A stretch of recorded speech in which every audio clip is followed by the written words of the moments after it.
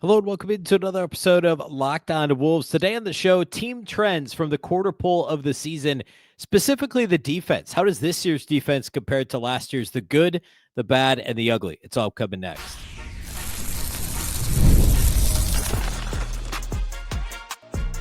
You are Locked On Timberwolves, your daily Minnesota Timberwolves podcast. Part of the Locked On Podcast Network, your team every day. Hello and welcome to the Locked On Wolves podcast, part of the Locked On Podcast Network, now the #1 sports podcast network. Today's episode is brought to you by Game Time. Download the Game Time app, create an account, and use the code LOCKEDONNBA for $20 off your first purchase. Happy Wednesday, everybody. Happy hump day. No Timberwolves game, the rare 3 off days in the middle of the week because of the NBA Emirates Cup.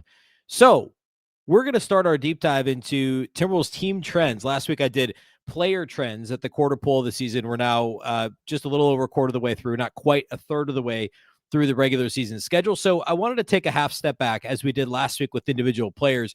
But today, looking at the Timberwolves defense, tomorrow, looking at the Timberwolves offense, and just kind of taking stock of where we're at, comparing this season to last season. Obviously, 2 years ago was the year the Timberwolves had a dominant defense, the #1 defense of the league by far. This team's more similar to last year's team, of course. And, Mike Conley, Rudy Gobert, these guys are 2 years older than they were 2 years ago. So realistically, comparing it to last year's defense, what's good, what's bad, what's ugly, and really overall, what's changed from last year to this year. We'll talk about really a lot is the same, but there are some key areas that look very different than they did last year. So we're going to dig in on that here today on the show. A big thank you off the top for making Locked On Wolves your first listen every day. Of course, this show is free and available everywhere. That includes YouTube, as well as all of your favorite audio platforms. Wherever you like to listen to podcasts, you can find Locked On Wolves. All right, let's dig in here. And really what I'm going to do initially is talk about all the things that are kind of similar. And I think it's mostly, I think I'd put most of the stuff in the good category because the Timberwolves had a good defense last year. They've had a good defense, actually to this point this year. They're still a top 10 defense, barely. They're on cleaning the glass. They're the 10th best defense in the league. They're the 6th best offense, and they have the 7th best differential. And really, they're right in line with where you'd expect them to be based on their record. Like the teams that have had good luck that have better records but worse differentials include the Spurs and the Lakers. Obviously, the Spurs doing a lot of stuff without Wemby. The Lakers doing a lot of what they've done without LeBron James. But the Wolves have better differentials than those teams, and are top 10 no matter how you slice it. I know it's disappointing given some of the losses coming off the Phoenix one the other night with no Devin Booker, but overall, this is still the 10th best defense in the league this season, according to Clean the Glass, entering play on Tuesday prior to the Cup games Tuesday night. So comparing this year's team to last year's team in terms of the defensive numbers, like when you look at the 4 factors, there's a lot that's the same. Last year, they finished as the 6th best defense in the league. Of course, 2 years ago, they were the best defense in the league. And their first season with Rudy Gobert, by the way, they were the 8th best defense in the league. So they've been a top 10 defense each of the last 4 years. And yes, this is the worst defense so far if you look at the last 4 years. The effective field goal percentage last year on the season, 53.5% allowed to opponents. This year, 53.2%. So 0.3 of a percentage point better. They're 8th in the league in opponent effective field goal percentage. Last year, they were 6th. That's right in line.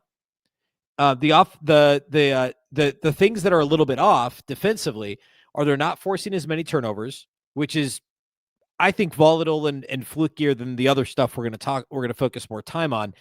But then also the rebounding is not as good, and the free throw rate is not as good, meaning they're allowing more opponent free throws than what they've done at any point under Chris Finch, or I guess in line with where they were his first season over on the Wolves bench. The turnover thing, very quickly. This is weird, but if you look on Cleaning the Glass, the Timberwolves are forcing the least amount of opponent turnovers by rate that they have in the last 14 seasons. You have to go back to the 2011-2012 Timberwolves team, which honestly, I wonder if I can easily look at who is on that team on, I can. Cleaning the Glass is great. This was Kevin Love. Was that Derek Williams' rookie year like Kevin Love, Ricky Rubio, Derek Williams, Nikola Pekovic, like Darko Milicic was still on that team. That was Malcolm Lee. Remember the second round pick, Brad Miller's season in Minnesota, Luke Ridnour. That team was the last team that forced turnovers at a lower rate than this year's Timberwolves defense. I don't think we don't know enough yet. I don't think we have enough data to like really decide, is there a reason for this? There's a theme I'm going to keep coming back to. And I'm going to say it now, but we're going to keep coming back to it. It's effort as much as anything else. It's consistent effort, jumping passing lanes, getting on the floor for loose balls. Yes, they might be getting deflections, but are they turning into turnovers for the opponent? I think the answer is no. Now, so a couple quick things. One, it's the 18th ranked turnover rate defensively in the league. So it's the only time since 2011-12 that they haven't ranked in the top 12 league-wide. Obviously, those are full seasons. The only time they haven't been in the top 12, they're 18th. The actual rate, 14.5%, is tied with what it was 2 years ago, which at the end of the year ranked 5th. So that just means teams are turning the ball over that much more this season. Could be early season sloppy play. All other kinds of, reasons could apply. But still, that 14.5% that this year so far and 2 years ago is still the lowest mark since 2011-12, which is just insane. And by the way, that year they finished 29th in forcing opponent turnovers, and the defense was 23rd ranked in the league. Okay, so turnover rate. I don't want to spend a ton of time on that. The ones I do want to focus on are free throw rate and offensive rebound or opponent offensive rebound rate. Defending without fouling is a pretty interesting one, and this, I think, is more effort than anything else. What do I mean by that? Well, so the Timberwolves right now are 20th in opponent free throw rate, meaning opponents shoot 22.7 free throws for every 100 field goal attempts. Last season, Minnesota was 8th in the league, 17.8. So they're allowing 4.9 more free throws per 100 field goal attempts than they did last season when it was all said and done. That's 20th in the league. But you can get away with defending with fouling if you're good at everything else. Like the Thunder of the last 3 years. Last year's Thunder team was 26th in opponent free throw rate. They allowed 21.1 free throws per 100 opponent shots, which is still a little bit less than what the Wolves are doing so far this year for context, which means, yeah, there's been a lot of fouls called this year across the board. I'm not just saying on the Timberwolves. But you can win while doing that. And the Thunder were actually in the bottom third of the league each of the last 3 seasons. Now, this year, they're actually 8th. They're, of course, 23-1 coming into play on Tuesday. They're 8th in the league in opponent free throw rate, which is phenomenal considering they were 26th last year. They're allowing nearly 1 free throw per 100 shots less. But again, you take the league into consideration, into account here, and they're 8th in the league. Why is that? Could they be getting calls because they're defending champs? Maybe. I think it's more they figured out, well, I think that's part of it, but not strictly because they're the champs, because they've earned the respect of the officials by the way that they play. And it may be counterintuitive because I've said this on the show, like clearly the strategy on some level last year for OKC was they can't call every foul. It's not a bad strategy, right? They're not going to call you every time if you're grabbing and holding and grabbing and holding. If you're hacking at the ball, sometimes you're going to get the call, sometimes you aren't. You get a couple challenges a game if you get the first one. Like it's clearly the strategy is they're not going to call everything. But they've gotten so good at it that they're barely calling anything against the Thunder comparing to last year, right? Minnesota hasn't figured that out, and they don't get the benefit of the doubt because they're not going about it the same way as the Thunder. When the Wolves foul, it's because they're not moving their feet. I'm painting with a broad brush here, but they're not moving their feet. They're not getting in front. They're reaching, they're grabbing, they're holding because they're out of position and they're slow to get into position or slow to catch back up if they get beat off the dribble.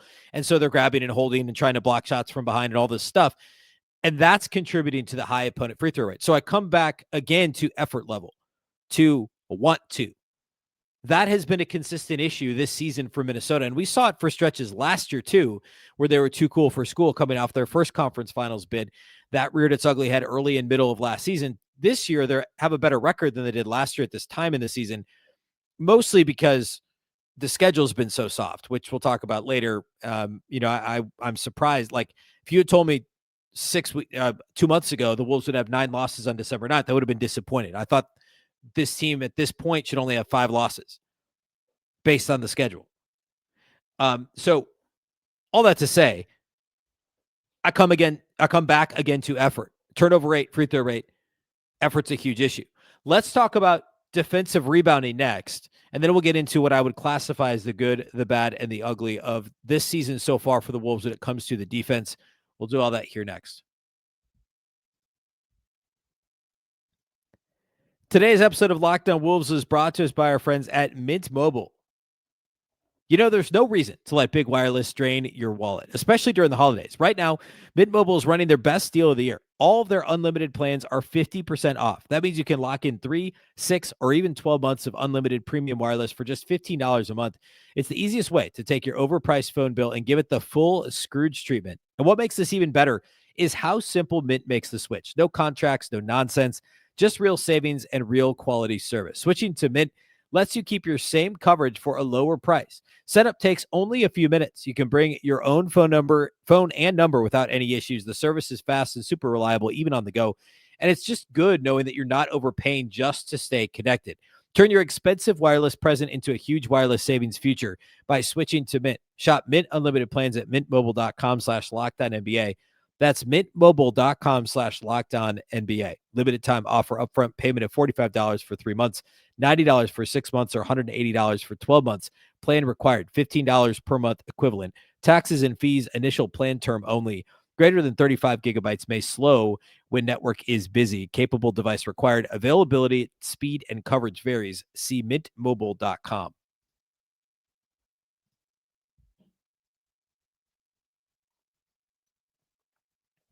Big thank you once again for making Locked On Wolves your first listen of the day. And of course, thank you for helping to make Locked On the #1 sports podcast network. We could not do without you, the everydayer. And hey, you already live your team every day. Now take it up a level and go ad free.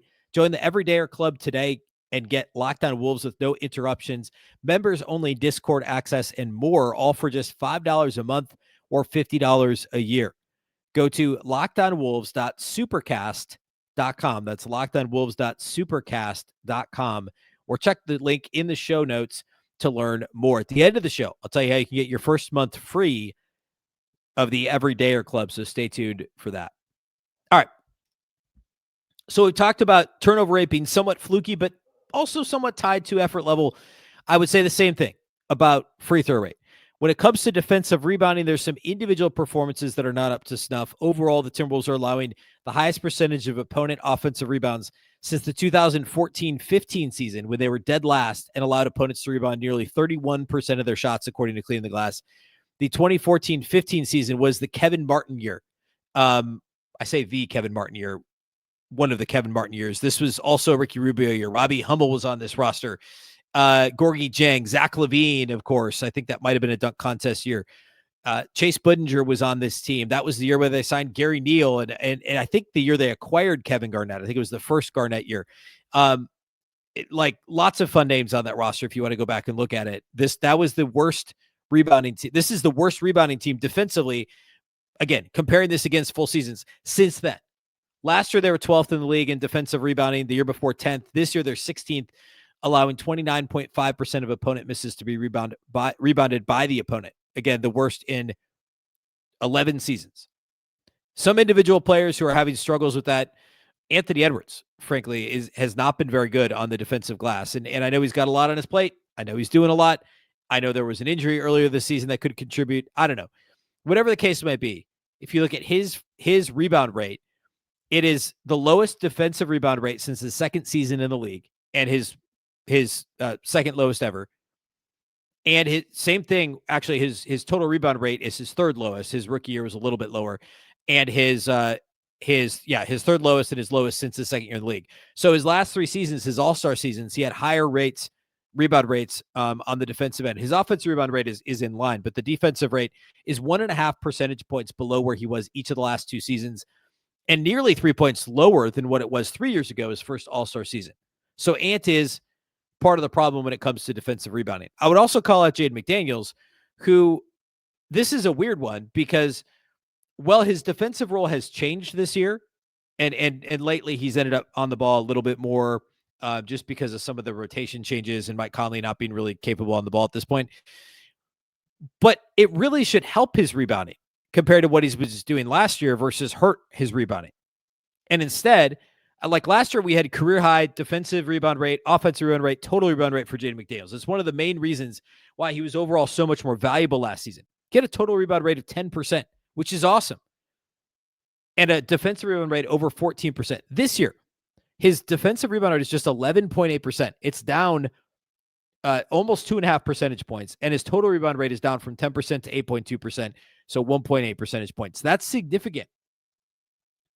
It is still higher than what it was on both ends of the floor and total rebound rate the 2 years prior to last year. Not where it was his first 2 seasons in the league when he was playing pretty much exclusively at the 4 under Ryan Saunders in the first part of Finch's stint in Minnesota. But the rebound rate needs to be where it was last year. And when he's not guarding the point of attack as much, he's not guarding as much. He still is, but he's on the perimeter less than he was last season because he's playing more of the free safety role. And, the Wolves are switching. They started switching a lot more last year, but Jaden is trying to kind of be a roamer. That should help the rebound rate. And I don't know if it's because he's expending more energy on the offensive end, so it's slowing him down defensively, or what the deal is. But he needs to exert himself more on the defensive glass. The biggest culprit is not somebody that you would think about necessarily, but I've said for a long time, it's the Wolves' wings and guards that it adds up. If you're not a good, if you have a bunch of wings and guards that don't rebound and don't, carry their weight there, it's going to add up over the course of a game and over the course of a season. Dante DiVincenzo right now is having the worst rebounding season of his career. His rebound rate is the worst of his career. His defensive rebound rate is the worst of his career. His offensive rebound rate is the second worst of his career. He's never had, his career rebound rate is basically 9%. He's 7.1% this year. His defensive rebound rate is 11.2%. His career defensive rebound rate is 13.7. So it's 2.5 points lower. That's a problem. And of course, Mike Conley doesn't really rebound, and you're not getting much from your other guards like Dillingham or Bones Highland. Like those guys aren't rebounding. So it adds up. It's not strictly Rudy Gobert and Julius Randle. Randle, by the way, is having a good rebounding year by rate. I know he's had a couple low rebounding volume games here recently, but overall, the numbers are good for Randle this year on the glass. Naz Reid also rebounding well this year, which has been a gripe of mine for Naz in the past, but it's been pretty good this year. So again, it's effort level. There's obviously technique to defensive rebounding, but I come back to effort every single time with turnover rate, free throw rate, and defensive rebound rate. Those are all problems to this point in the season. Okay, moving on to one other thing before I hit good, bad, and ugly. I'll call this bad in terms of bad luck. The Timberwolves last season had much better, we'll call it fortune, not necessarily luck, I guess, when it comes to defending corner threes than what they've seen so far this year. There is obviously there is skill to defending corner threes, right? To contesting shots. That's obviously a skill, but there's also a lot of good fortune because corner threes are the most likely 3-pointer to be wide open, whether they're, hit ahead passes in transition, guys running to the corners, kickouts off offensive rebounds, driving kicks to the corner where, the way the rotations work, you're going to leave a guy in the corner who you perceive to be less of a threat. Like teams leave Jalen Clark in the corner, right? The Wolves will leave whoever in the corner, Josh Okogie, right, in the corner if they play the Rockets. So all that's true. So I would argue that there's less skill to defending the corner three than there is to defending above the break threes and jumpers in general, but it still matters. All that to say, the Timberwolves are allowing the second highest, and by that I mean second worst, corner 3-point percentage of any team in the league. They're 29th in opponent corner 3-point percentage, 43.4%. Only the Brooklyn Nets are allowing a higher percentage to opponents from the corner. So 43.5% essentially from the corners. All other 3-point shots, Minnesota's done okay with. They're actually fifth best in defending above the break threes or non-corner threes. Opponents are shooting just 32.9% on non-corner threes against the Wolves. And the frequency hasn't changed dramatically either. In fact, it's a relatively low frequency for Minnesota, and it's kind of in line with what it was last year. The difference, of course, is comparing this to last season. So again, Minnesota right now is 29th in opponent corner 3-point percentage. And the league average right now is 38%. Last season, Minnesota was 9th in the league in corner 3-point percentage allowed. So they went from 9th to 29th.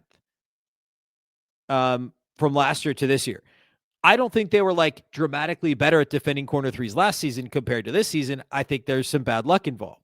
So perhaps some of that could bounce back the Timberwolves' way. It's a similar opponent shot breakdown. Like I said, there's nothing dramatic that's changed there. So I do think it's some bad luck. So that could help Minnesota moving forward. So there's a little bit of a sneak peek at, yes, bad luck, but part of the good. That's one of the good things. I've got another good thing, another bad thing, and another thing that's fairly ugly.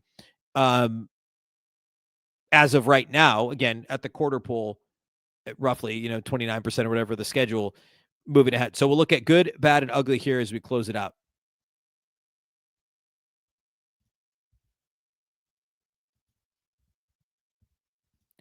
Today's episode of Locked On Wolves is brought to us by our title sponsors at Game Time. The World Cup is coming back to North America for the first time since 1994. And with 48 teams for the first time ever, it's going to be massive. But let's be honest, getting tickets is usually the hardest part, and that's why the Game Time app is clutch, finally giving fans a real advantage when it comes to snagging seats. With Game Time, you can track price drops in real time, get alerts when great seats open, and buy tickets the moment that they hit the app. It puts the power back in your hands and makes going to the World Cup realistic instead of impossible. All you got to do is pull up the app. The layout makes it so simple to scroll through matchups and compare seat views. The seat view feature, honestly, is a game changer. You can literally see what the field, or in the case of the World Cup, the pitch looks like from your exact seats before you buy. And the prices include the fees up front, which is fantastic. So there's no last-second surprises at checkout. Take the guesswork out of buying World Cup tickets and every match, concert, event, game, whatever it is, with Game Time. Download the Game Time app, create an account, and use the code LOCKEDONNBA for $20 off your first purchase. Terms apply. Again, download the app, make an account, and use code LOCKEDONNBA for $20 off. Swipe, tap, ticket, go. Game Time.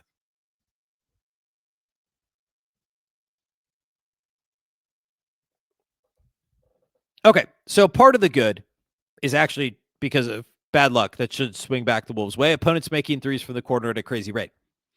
Another thing that's been good so far, the Timberwolves are still a good zone defensive team. According to Synergy, when the Timberwolves are in the zone, I lost my my stat here. When the Timberwolves are in the zone, they are I think they're the best or the second best team out of zone. Yes, the Timberwolves so far this season, when they play zone, have the second best, or said another way, allow the second least opponent points per possession, 0.838 when they're in a zone. However, well, I shouldn't say however. So when I looked at this 2 or 3 weeks ago, I talked about it a little bit on the show, coming off a game when they played the zone a lot and it worked really well. They're still playing the zone less than 4% of the time, and it's still 12th in the league. I think at the time it was 12th in the league, 3.6% of the time. So over the course of a game, they're playing the zone on average 3 or 4 possessions a game. So not a lot. I also think Synergy also underestimates this. I mean, there was a game just a week ago, Clippers game or the game before it, where the Wolves deployed the zone quite a bit. It worked really well for a few possessions, and then it stopped working. But they did it like, I think it said they did it 10 times on Synergy, but it was more than that. So it underestimates it a little bit, and I'm guessing it has to do with how the plays are cataloged. So it would be, across the board for everybody. The only teams that play zone more than 10% of the time are, of course, the Heat, but then also the Rockets and the Bucks. And they all do it pretty well as well, under a point per possession, which is good. Minnesota's 12th in frequency. They're second in points per possession by opponents. So that is a good thing. I think it's something I was a little surprised Minnesota didn't go to more of it in the Suns game after Gobert was ejected, because the non-Rudy minutes, I've been clamoring for Minnesota to do more zone in non-Rudy minutes because the defense has been so atrocious when he's off the floor. It's bounced back a little, but I also think that's coincided with them being willing to go to the zone a little bit more often. It certainly does depend on the opponent. But no Devin Booker on the Suns. I feel like they could have tried it a little bit more. I know they were getting beat on the glass a little bit by Mark Williams, but still, I think it would have been worth a shot. And obviously they were still in the game down to the end. So, it's not like they did anything dramatically wrong there. But that's a good thing that the zone has worked so well. I hope that we see a little bit more of the zone moving forward from the Timberwolves. Bad so far this year is something that I don't think you need the number from Synergy to tell you this, but I'm going to pull it up anyway. Overall, in short clock situations in the half court, the Timberwolves have been very bad. Opponent point per possession in short clock situations. Okay, so this is end of shot clock, end of quarter situations. Minnesota has the fourth worst defense, allowing 0.921 points per possession, which obviously those numbers are going to be depressed further. They're going to be lower because by definition, it's a difficult situation for the offense to be in. The Wolves are only worse than the Wizards, who are the worst, the Raptors and Lakers, who actually have been good this year overall as teams, and then the Wolves are the next worst team. To show how fluky this kind of sort of can be, there's other good teams. Like the Rockets and Knicks are actually just behind Minnesota. So it's not like this is another thing that is a little bit fluky, but it's also goes back to coaching and retaining what the coaches are teaching you. Now, some of these other teams are good defensive teams. Like, I mean, the Knicks are on this list, and like the Knicks are 13th in offense right now, and they are, what did I say, 6th in short clock situations. The Rockets have the second best defense next to OKC. They're 5th. The Raptors defense is 7th. Like, they've got good defenders on that team, Scotty Barnes, etc. They are second worst in terms of short clock situation. The other one would be the Bucks. So I guess the Bucks have struggled this year defensively. They're in the bottom third. Obviously, Washington's the league's worst defense. So I don't know that there's necessarily a rhyme or reason to it, but just factually, the eye test is confirmed. The Timberwolves are bad in short clock situations, and that does hurt you when you do a lot of other things right. It adds up, as does everything else. And then the ugly transition defense from Minnesota has been bad this year. And it hurts because the half-court defense, outside of the allowing offensive rebounds thing, has been fine. Like, it's been good overall. You look at the transition defense, and Minnesota has the 6th worst transition defense in the league. The Wizards, Nuggets, Nets, Pelicans, and Clippers are the only teams that are worse. And what do 4 of those teams have in common? They are 4 of the worst teams in the league. The Wizards, Nets, Pelicans, and Clippers. In fact, here, let's do this. This will be fun. The Wizards, Nets, Pelicans. What did I say? The Wizards, Nets, Pelicans, and Clippers. All bottom 7 teams in the league by we'll just do it on cleaning the glass by point differential. The Clippers are 6-18. The Nets are 6-17. The Pelicans are 3-22. The Wizards are 3-19. The worst teams in the league are also the worst at transition defense. And Minnesota's right there with them. The Nuggets are the only team on this list that are good, besides the Wolves. Only team in we'll call it the bottom 6 of the league. Lakers, Hawks, Celtics are just outside that bottom 6. But still, it's generally speaking the worst teams and the worst defensive teams. Like, the Lakers haven't been good defensively, even though they've got a better record than the Wolves. Like, the defense hasn't actually been good for LA this year. It's the offense that's carried them, and who knows what that defense looks like moving forward as LeBron wear and tear and Austin Reeves wear and tear for how much load he's carried. He's not a good defender to begin with. And Luka being Luka, right? So the Wolves transition defense has, again, I come back to lack of effort. It's not been consistent. I'm not saying they never try hard. I'm not saying certain guys are like, it depends on the night. It depends on the opponent. It depends on, I don't know what else, but sometimes you get effort and sometimes you don't. And that's the common thread for a lot of these things. It's not just like, outside of the corner threes thing, which I think is some bad luck. And it's not like we're going to talk about offense tomorrow. I don't necessarily think it's effort there. So much of defense and rebounding is effort anyway. But when you point at defending without fouling, getting lazy, grabbing, hacking, whatever, avoid, limiting opponent second chance points, and transition defense, all things the Timberwolves have struggled with this season. And that's why we're looking at, yes, a team that's still a top 10 defense, but slipping from 6 to 10, the offense has gotten a little better. The defense has gotten a little bit worse, which is, I think, what I thought would happen. I know what I thought would happen overall. Like, I said that before the season, partly because Nikhil's gone. I thought Nickeil Alexander-Walker leaving, you play a more offensive-minded guys like TJ Shannon, Rob Dillingham, Bones Highland, as it turns out. Of course, the offense is going to improve. The defense might get worse, and that's what we're seeing. And we're seeing a team that so far looks fairly in line with what we saw last year, just going about it in a little bit of a different way. So I come back to effort on a lot of these things. Tomorrow, we're going to do something similar, but on the offensive side of the ball. What's different from last year to this year? The shot mix for Minnesota, the 4 factors, the play types in the half court. What's different from last year? What's working? What's not working? Probably do a little good, bad, and ugly with that one as well. on Thursday's show. Big thank you for making Locked On Wolves your first listen every single day. Of course, this show is free and available everywhere. That includes YouTube as well as all of your favorite audio platforms. Make sure you subscribe and follow Locked On Wolves wherever you like to listen to podcasts. You can get all the latest episodes. Also, as promised, how you can get your Everydayer Club your first month for free.